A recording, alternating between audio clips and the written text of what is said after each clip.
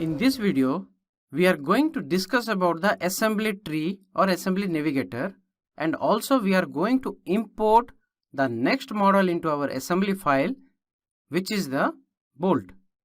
You can see here, this is the product navigator or assembly navigator. This will contain all the files that we are importing inside the assembly. You can see this is one file and this is another file. When you open this, these are the constraints that we are giving to the various models that are inside this assembly module. Now let us import the next file. I'll go to insert, existing component, inside product. Click on this product. Select bolt. You can see this is the bolt model that we are going to import. Click on open.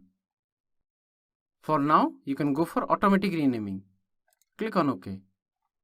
Automatically the part has been renamed. And you can see the bolt has been positioned here. Now by using this manipulation tool, we will move the object. Click on x-axis, select the object and move it. You can see the bolt has been taken out. Along z-axis, I'll move it. Now let us constrain it. Click on OK. First, I'll use coincide.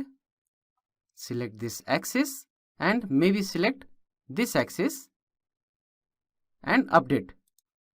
You can see axis to axis has been coincided.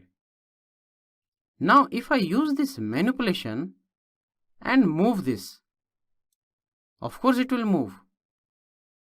When I click on OK and update it, it will position again to the place where it has to be.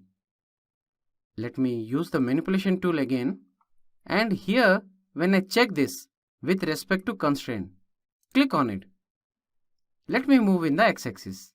You can see it is not moving, but if I use z-axis, it is moving, because as the axis to axis has been coincided, the part cannot move in x and y axis. This you can check it by seeing the constraints. Right click here. We'll see the component degree of freedom for the bolt. You can see only the rotation and translation is left. So the translation is free only in the z-axis and not in the x-axis or y-axis. So by using the manipulation tool, you can move only in the z-axis if you click on by constraints.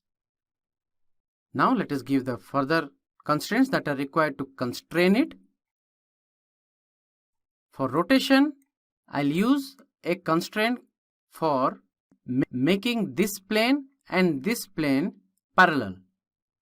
Let me use this angle constraint. Select this plane and this plane, and I'll use parallelism. Click on OK and update this. You can see both of these planes have been made parallel. As both the planes are parallel, so the object cannot rotate. Now let me check the degree of freedom again. Right click here. Component degree of freedom. You can see the rotation has ceased and only the translation is left. For restricting the translation, I'll take contact between this face and this face. Let us update it, and you can see the bolt has been positioned at the place that we require. Let me check the degree of freedom. Right click here. Component degree of freedom. You can see there is no degree of freedom. In the same method, all the other bolts have to be assembled. So you can do that yourself and practice. In the next video, we are going to import the T-bolt into our assembly file.